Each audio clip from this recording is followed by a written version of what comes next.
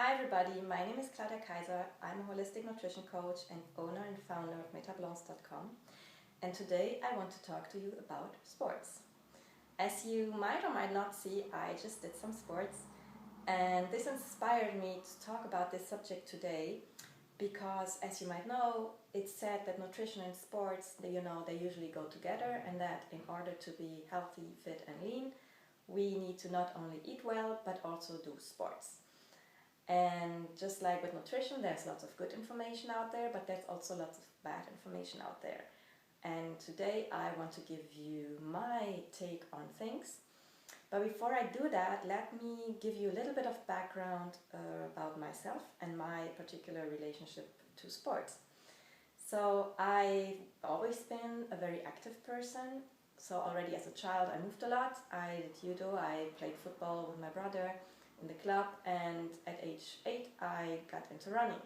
First with my father in the woods, and then eventually at age 13 I got into a club, and I stayed there for many years, and trained very hard at times. Even though I've never been really professional, there were times that I trained twice a day, or even in total 5 to 6 times per week. I was a middle and long distance runner, so my thing were the 800 meters, the 1500, 3000, 5000, up to 10 kilometers. And when I moved to Spain to study my MBA, I maintained my exercise program, but then I kind of trained for myself. I had my own program, and it's there where I really got into long distance running, so half marathon and eventually also marathon. It was also the time where I struggled with food, with eating, where I was overall not really taking good care of myself, where I was not really listening to my body, and where I was kind of abusing my body even, I would say. So in the end, this marathon, which kind of marked the peak of my career, it also marked the end of it, because it's at that moment that my body really said stop, it's been enough, you're destroying me. And I got very severe knee pain, to an extent that I really had to stop running for good ever since. And in the beginning I was very reluctant, and I tried everything to get myself back on track. So I did rehabilitation, and I went into the gym to work on the elliptic, and it's there where I then also experimented with my first Pilates class and yoga, and I got into swimming. And so I always continue to be active, but slowly the type of sports moved more into more yin kind of approaches, more mindful, more less intense kind of sports. And this was really a blessing for me, because I've been moving too fast, and I really needed to slow down and to drop more into this yin part of me. I'm naturally more a young person, so I really needed to go more into this yin part in the feminine, and it's been really a revelation. And by now I absolutely love these kind of activities, and I do not even miss running that much anymore. And by now also I've recovered far enough that I am actually able to run again for at least some time. And by now also I slowly get again over the fear of actually doing it, because for a long time I was very also fearful of it, because I've been abusing my body so much in the past, and so there was also this kind of reluctance of maybe falling back into that. But by now my body knows, or I know that I'm definitely over that, so that I'm taking good care of myself. And that sometimes I really do feel the wish to go for a run. So like today, it has been itching a long time in my legs, especially since I often pass by the athletic fields in Park Saint-Contenaire, and sometimes I just really feel like it. And today, so I went, and it was really for the pleasure of it, and I enjoyed it so much. It was a completely different experience than in the end of my running career, when I was going every day, but I was really hating it, and I was already, when I started, wishing like, when it is over, when is it over? And so today, you know, I did a little warm up, and I did some intervals, 5 of them, and the last one on the athletic field, and it was just really just such a good feeling. I felt like, so, you know, the strength of my body and the speed and the lightness, and yeah, in a way really this masculine energy, but now in a way that I use it for the good rather than for the bad. So we can use the same tool to destroy, or we can use the same tool to actually, you know, advance for in our favor. And yeah, so this is already the very first point I want to make clear to you today. If you exercise from a place of force, of push, of punishment, of I have to, I hate it but I have to, I'd rather you stop it than continuing. And the reason for that is several. First of all, it indicates that you actually have some kind of self-hate issues, some body image, or some, you know, I don't like myself the way I am kind of issue. And that you feel you have to do sports in order for you to not, you know, to burn the calories that you ate too much yesterday, or to, you know, really stay in shape, or to prove to people that you're trying to lose weight, or, you know, or prove it maybe just to yourself, that, and or maybe even to earn you the right to afterwards indulge on something. These are all motivations that they make sense, but they are kind of counterproductive, you know. They rather add to your stress than actually help you release stress. So sports can do both things. It can help us release stress, get rid of stress hormones, or it can actually add even more stress hormones to our system. And stress hormones, per se, they kind of create the very metabolism that actually prevents fat burning and weight loss and muscle building, and increases your fat storage capacity. So it actually puts you in a sort of metabolism that's really not what you want, and that will actually not get you where you want to go. So I'd rather have you find ways of movement that you enjoy, that maybe not burning lots of calories on paper, but that give you pleasure, and that, you know, you enjoy doing them, and that like that also it will be much easier for you to keep them up. So as I said, I now run very rarely, so maybe once a month, or even once every 2 months, and then also really just, you know, not for a very long time.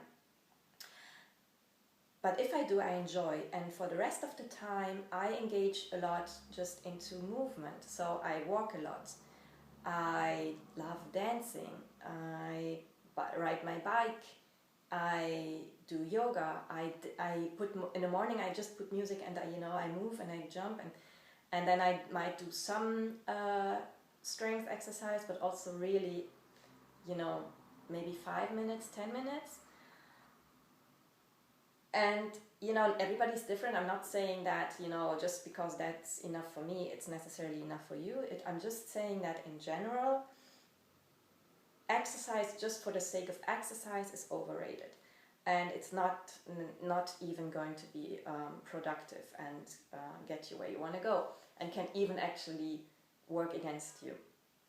Because, as I said, when you exaggerate it, when you hate it, when you work too hard, you know, oftentimes we feel like it's only sports if we really sweat and if we're completely exhausted.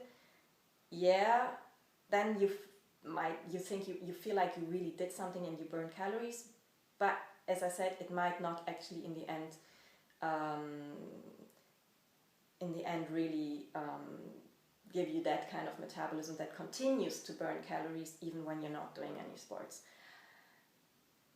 Because you can also overdo it, and your body also needs time to relax. And in general, as a society, we are already moving too fast.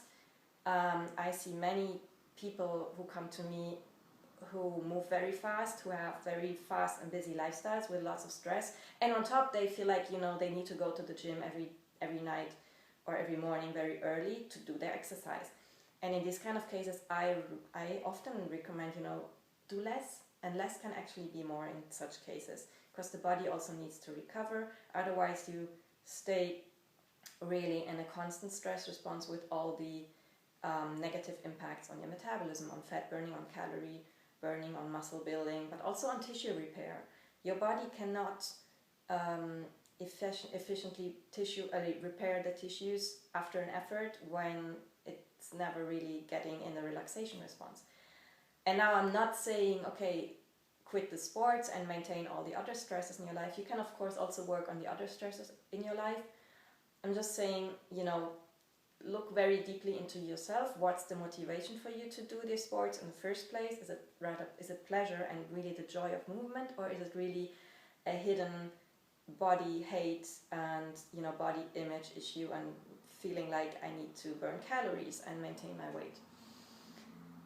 And, you know, there's different kinds of exercises that are good for different types of people. So as I said, I'm naturally a more young kind of person. So I feel naturally more drawn to active kind of sports, but actually I would benefit a lot from engaging also more in yin activities, just to counterbalance this already very active part of me, and in order to not, you know, go into extremes. And while I would not have been naturally drawn to it, now that I know yin yoga, especially yin yoga, I love it. It's really, and it's changed my life. So try it and see for yourself. At least kind of combine the two, you know, do some yang, but also do some yin. And if you happen to be more of a yin person, naturally, so you will probably be more drawn anyways to kind of yin activities, and maybe even dislike anything that involves running and, you know, too much activity, but you might actually benefit maybe from doing that more often. And now you don't necessarily have to run a marathon, but you can just do some brisk walking 20 minutes per day already to get your metabolism a little bit more active. So there's no one size fits all, just like with eating. And as I said, we can use the same tool to destroy or to heal, or, you know, in our favor, just like with food. So also since I'm more the yang kind of person, naturally I'm more the carbohydrate kind of person, but I overdid it in the past with the wrong kinds of carbohydrates, so eating too much sugar and bread and all that, so that for some time I really had to, or I couldn't stand them, and I really had to focus on, it's not that I couldn't stand them, my body couldn't handle them, and I had to really, for a period, let them take them out and really focus on proteins and fat to rebuild my body and rebalance it. And by now I'm actually able to eat again quite a lot of carbohydrates, the good ones of course. And that's the same with sports. So I went into the extreme of yang. Now for many years I actually did none of it, focused a lot on the yin, I was forced, but in a way, you know, I kind of then surrendered to it, and it was good, and it allowed my body to heal. And now naturally I also feel again that this energy, it's actually, I want to use it, and I actually need to use it.